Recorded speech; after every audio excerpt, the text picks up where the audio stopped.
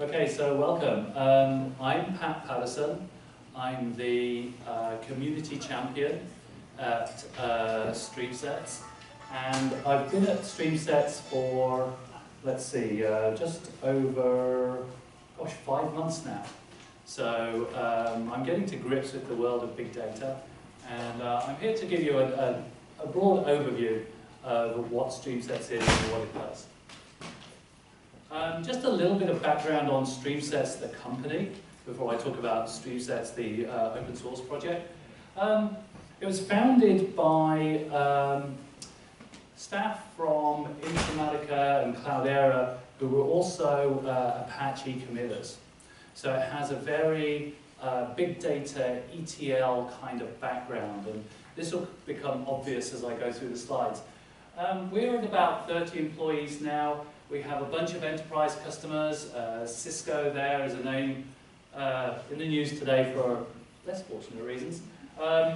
Also Lithium, the bulletin board people, Planet Labs is one of our startup customers. And we partner with a whole bunch of names from the big data world. And if we look back a little bit, we can kind of get some clues as to why the company was founded and this project was started. In the past, we kind of lived in this world where we were extracting data from relational databases, applications, moving it through this ETL process into a data warehouse, and then doing some business intelligence with it. Now, over the past 10 years, the world has kind of exploded. The number of possible data sources has kind of mushroomed. That we've seen web server logs, for instance, are critical in understanding modern business. There's a whole bunch of different applications. There are sensors in the world of IoT that we want to ingest data from.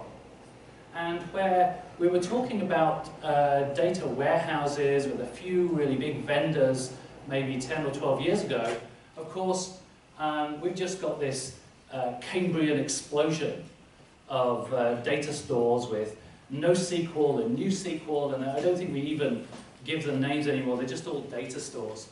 And we're analyzing our data in many different scenarios. And where StreamSets really plays is in this ingest space. Okay, so it's not an analytics tool per se. It's a tool for getting data from where it starts into your big data platform and ready for analysis. So moving it across, cleaning it up, making sure that you're starting your analysis process with good data. Now, at the same time as this kind of explosion of data stores, there's this problem of data drift has arisen. So data drift is where your metadata, the structure of your data, slowly changes over time. And there's three kinds listed out here, and I'll give you a quick example of each. So structure drift is where the actual schema can change. So you might have new fields being added. A new version of your application may add new fields to its log file format. And you've got to retool your pipeline. Semantic drift is where you might have changes in the way that you interpret data. So the schema stays the same, but maybe your company goes international, and that 10-digit zip plus 4 field you find can handle overseas postal codes quite nicely. It's wide enough. Why don't we just kind of start using it for Canadian postcodes and UK postcodes?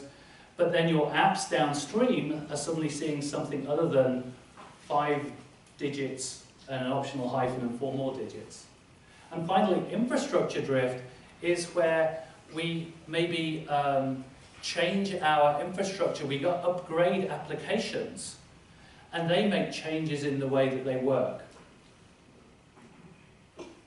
So the problem is that when we have this data drift in our sources, and we're writing custom code, writing scripts to ingest this data, the data that ends up in these stores is really quite variable quality, and we end up making, doing analysis on bad data and coming to incorrect conclusions. So this is where StreamSets really plays, so like right at the beginning here, in letting you ingest the data, detecting this data drift, and allowing you to correct it, and not allowing bad data into your data store, so you can start getting a handle on the quality of the data. And we're talking now about setting KPIs for data, so actually knowing, having targets for number of defects in the data, number of erroneous values. So here's an example actually that, that we saw at, in the past, actually from before the company was founded. So ingesting logs and some RDBMS into Hadoop, and suddenly some clients started switching from IPv4 to IP6. And so the consequence was that there were kind of unparsable addresses in this table, which meant there were bad click-through rates in the analysis, and it actually meant that there were material consequences of bad data. Decisions were being taken on the basis of incomplete data. And we estimate that about 80% of analysts' time is spent preparing and validating the data before they can even start spending time on the analysis. Anyway, so we built this tool, StreamSets Data Collector, and it's an Apache 2 licensed open source product. You can just go download it. You can download it while I'm talking if you like. It's free for download. The model of the company is that we sell support, so you deploy it into your enterprise, find that it works just great on moving your data from place A to place B, and you would like to not be the last link in the chain for when things go wrong. That's the general model. It's a well-worn path in open source. So, without further ado, this is where I really wanted to get to. I'm a techie. I'm not a marketing guy, so I really wanted to get to actually show you the technology. So what I'm going to do is I'm going to build a pipeline. I'm going to ingest data from Apache Kafka, and I'm going to write it into Kudu. So just quick show of hands, how many people have used Kafka in the room? Okay, yeah, so it's very, very widespread use. I think it's probably the most common message queue we see nowadays. How many people have used Kudu? Okay, not maybe one or two were back there. Okay, so Kudu, if you haven't heard about it, Kudu is quite nice. It came out of Cloudera. It's now an Apache top-level product, and it kind of sits between HDFS with Parquet, that gives you that fast scan performance, and HBase, which gives you that fast random access. So it's kind of like a compromise between HDFS and HBase. And I kind of like it because I can run it in a VM on my machine, and it gives me nice interactive performance for this kind of work. Okay, so let's look at the data. So what I'm going to be doing is, let's just move. Of course, every time you plug into a projector, it does different things to your windows. Okay, so what I'm going to be doing is ingesting a data set from the city of San Francisco. Okay, so you can go to the San Francisco, I can't remember the exact name of the website, but it's basically their city government data. And they have a data set that has one record per lot in the city. So there's about 200,000 or so records, and they all have this kind of format. This is actually a translation into JSON that I discovered when I was looking for the biggest possible JSON file to work with. So it's about 181 meg, about 200,000, quarter of a million records. So it's big, but it's manageable on a laptop.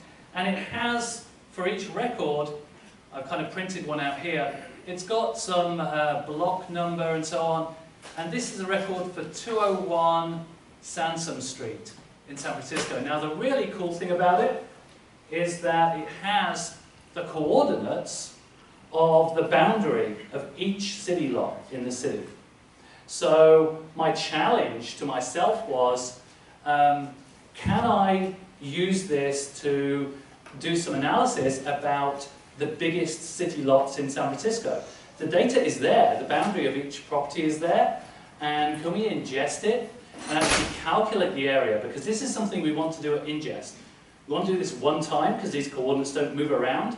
We want to augment the data as it goes into the database, and then analysis becomes really easy. Okay, so let's look at the tool. So zoom in a bit, make it a bit bigger. Okay, so I'm going to ingest from Kafka 0.9. So we've got a whole host of different data sources. Typically, you might be doing file tail. You can read from relational databases, message queues. I'm going to do Kafka 0.9. And what I'm going to say is I'm going to read JSON. So each message on Kafka is going to have a JSON object. And it's going to be the topic city lots. Now I have to do this real careful because if you get the topic name wrong, it's a very boring demo. So I'm going to say, let's have a look. I think that's everything there. Now on the JSON side, some of these objects can be huge. Okay, there are very big properties in San Francisco, very complicated boundaries. So I'm going to actually say 524,288. So that's 512K. So like I said, this is a real good workout. 200,000 objects, each of which can be up to 500K. So there's a whole bunch of processing I could do with StreamSets. We have these processing stages that we can evaluate expressions, convert fields from one type to another. We can glue them together, we can split them with regular expressions. But calculating area from a list of coordinates is a little bit more complex than we can do in any of these. So I'm going to use a JavaScript evaluator. So I'm just going to say JavaScript evaluator and where's my thing? Oh, scroll up. There we go. So I've got a bit of code here, and I'm not going to go through it line by line, but basically there's a standard formula for going from like map coordinates to area. So you essentially just step around the coordinates, accumulate the area, and then I'm going to write it into the record. And I'm also going to use the first coordinate in the list as the overall latitude and longitude for the property. So if I copy that, paste it there. Whoops. Okay, make sure. Okay. So immediately though, what I can do is have a little preview. Okay, I can grab the first 10 records from the file and just check that everything looks as it should.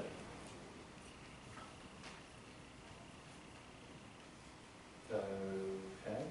Oh no, hang on. I need to start my Kafka producer. Don't. Bear with me here.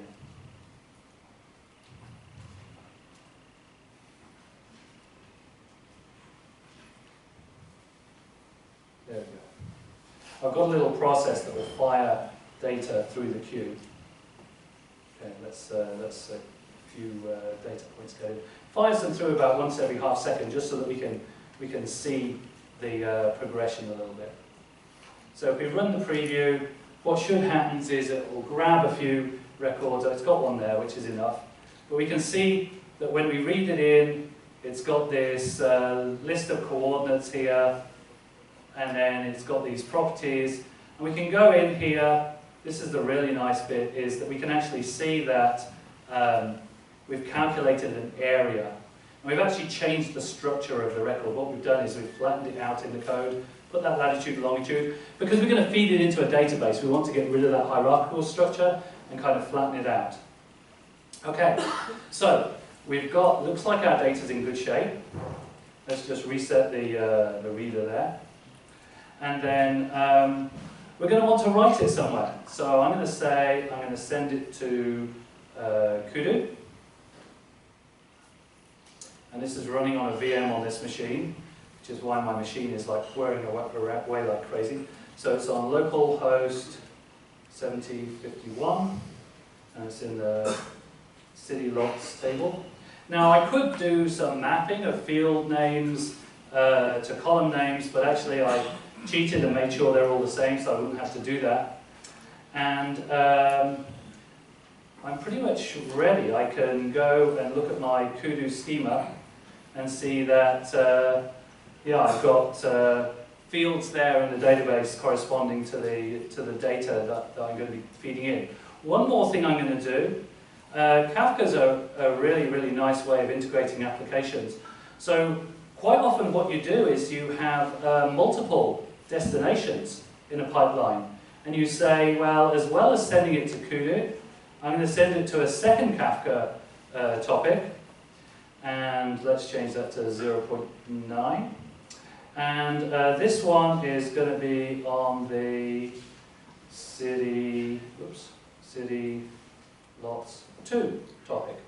So I'm going to kind of transmit the cooked data as JSON records through Kafka. So at this point, what I should be able to do is start my little producer script going. So it's just reading these JSON out of a file. I mean, I could crank through the file, but it's kind of nice to see the numbers going up. And what should actually happen is that it should say that it's processing records. There we go, it's done 20. So interestingly, twice as many output records as input records, because they're going to 2 destinations. But what's this? I've got some errors. So I'm actually, if I look at this JavaScript here, why is it not working? Hang on. Let me refresh. Come on.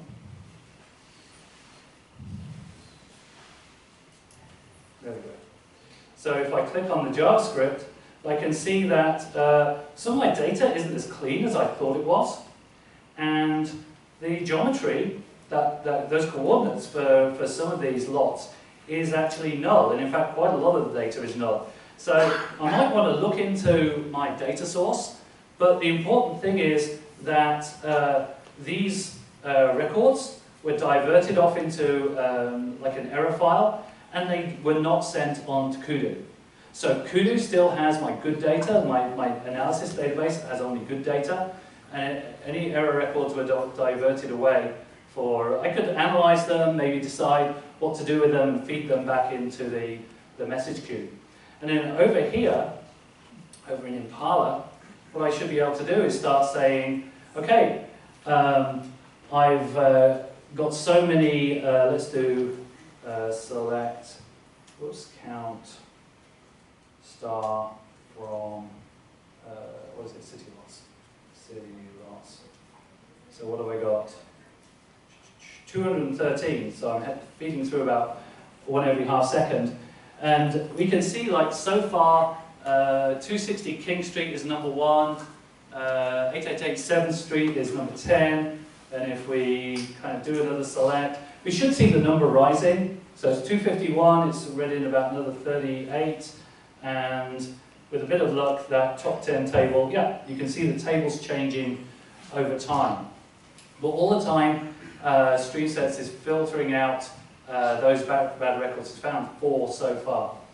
So I'm able to do that analysis. If I took the brakes off, this would read in all 200,000. It actually does it in about 15 or 20 seconds, but it's nice to kind of have this pipeline going. And it would tell me the biggest property in San Francisco. Any guesses? The biggest lot in San Francisco? Sorry, at the front? Okay, so it's actually, if you think about it, includes open spaces like parkland. It's the Presidio.